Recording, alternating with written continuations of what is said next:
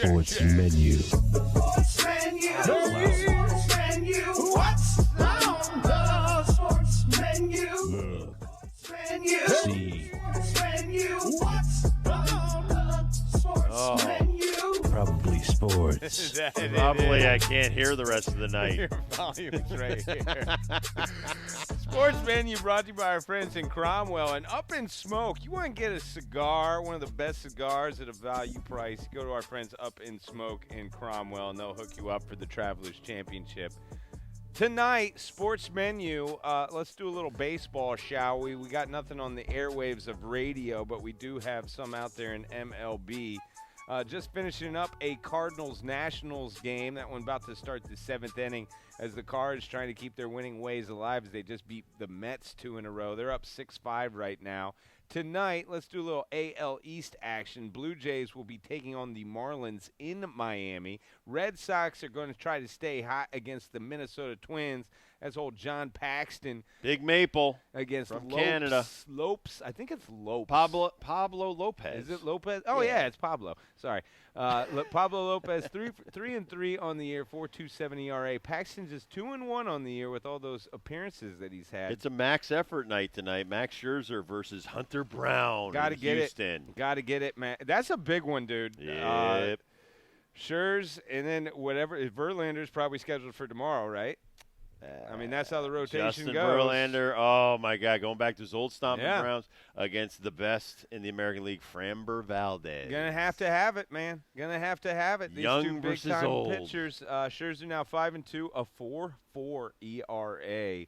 Brown supporting a 6.3 record. Anybody that's starting pitcher for the Houston Astros looks good with their record and their ERA. Right now. That Dusty Baker, a lot of injuries this year. He's still got them winning. Let's go to the red hot NL Central. Dibs' Reds are on tonight.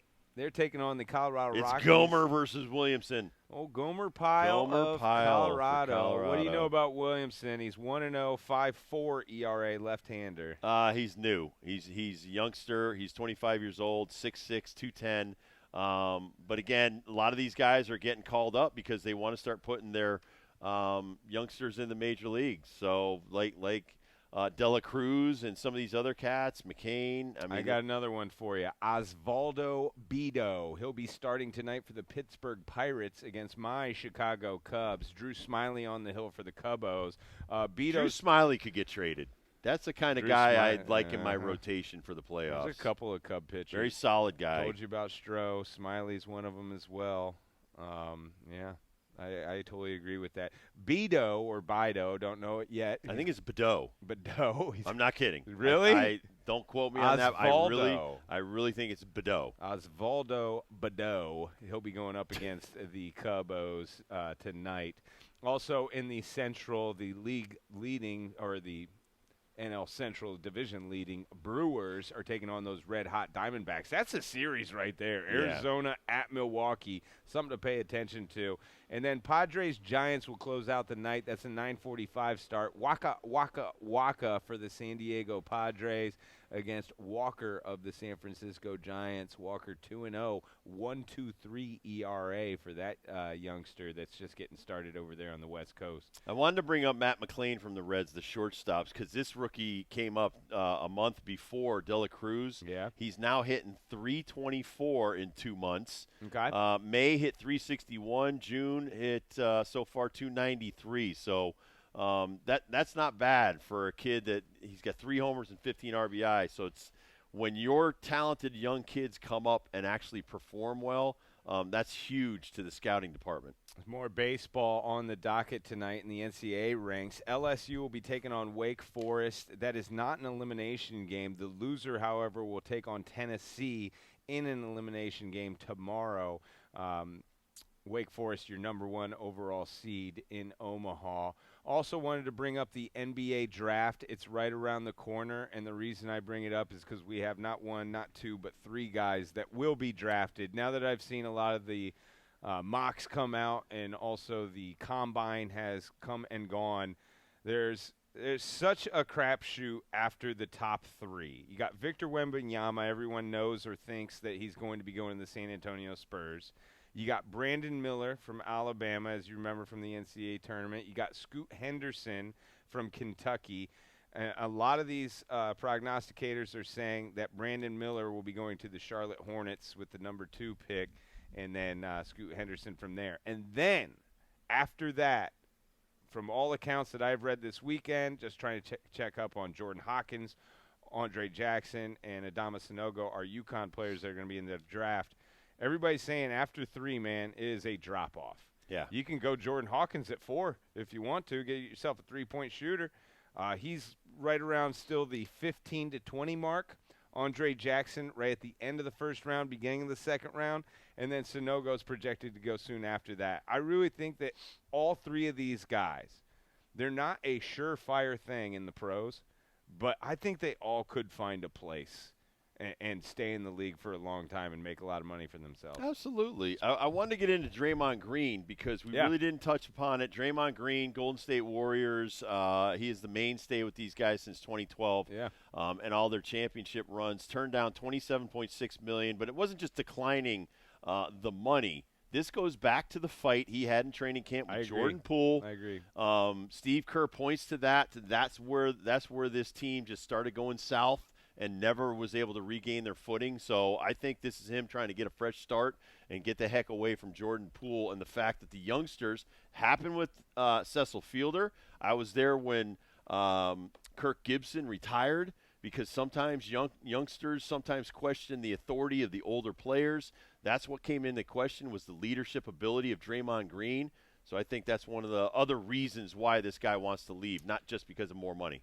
Yeah, I totally agree about that. I think that the Jordan Poole situation kind of reared its head during the series that they ended up losing with the Los Angeles Lakers. You know, you go back to a lot of the suspensions he's had through his technical fouls and his antics on the court. He is a mainstay of this program, this philosophy, this system, really, that the Golden State Warriors have been living under for the last decade. And when it comes to their defense, like, this guy is very valuable. He's it. Very valuable. He is the modern-day Dennis Rodman, not with the tattoos and the nose rings and stuff and the clothing. But he admitted, he said, that altercation impacted my ability to be vocal, sometimes abrasive, and be the leader that I once was with Golden State in the past. And I think it added a lot of unnecessary pressure on Jordan Poole. And Jordan, I mean, was listen, not fights the way suck. he was It a cites year for ago. both parties. But they've got a salary cap crunch.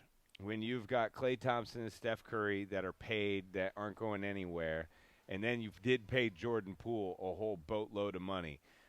Andrew Wiggins got paid as well. And that's just hard to deal with moving forward. What's to happen of Jonathan Kuminga? I think that's a huge part of this equation. Right now, he's starting, if this is the way the roster is.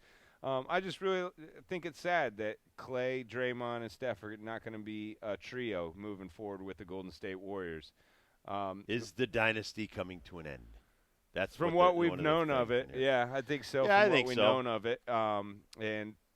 Listen, there's going to be a free agent that's a big ticket that's going to go to Golden State, and wherever Draymond goes, I think they're going to get a great player and going to be better for it. So I think this is best for both parties, honestly. I think Draymond needs a new change of scenery, and Golden State needs to come up with a locker room without Draymond.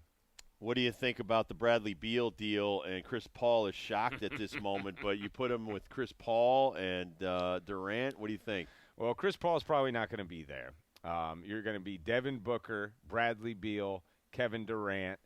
Don't know what's going to happen with DeAndre Ayton. Don't know what's going to happen with Cam Johnson. Don't know what's going to happen with a lot of those youngsters in Phoenix, because we're just talking Beal, Booker, Durant. You should be talking, like $600 million? But I'm also talking 75 points for the three. I understand Durant that. averaged 27.3, Booker 23.9, and Beal 22.4 this year. So that puts Durant in the top 10, and it puts the other two in the top 20 in scoring. What it sounds like to me on that team with those three in, not enough ball to go around. All right. Not enough ball to go around. I'm interested to see Bradley Beal, though, on a true contender like the Phoenix Suns when he shows up with Kevin Durant. That would and be very Devin cool. Booker. Well, we're watching some of the late Who's still out afternoon there? putters. There's a bunch on the Oh, putting there still green. is There's a bunch still a out there. few, a handful on the driving range. We love these early days because It's the guys who didn't make the cut at the U.S. Open, basically. These are the guys that are scrambling to make it on the tour and keep their card. Absolutely. You gotta love 'em and for looking for the $3 million payday. It's the Rob Dibble Show with Ben Darnell live from the Travelers Radio Deck. Brought to you by Big Y all week, even through Sunday. We'll be right back.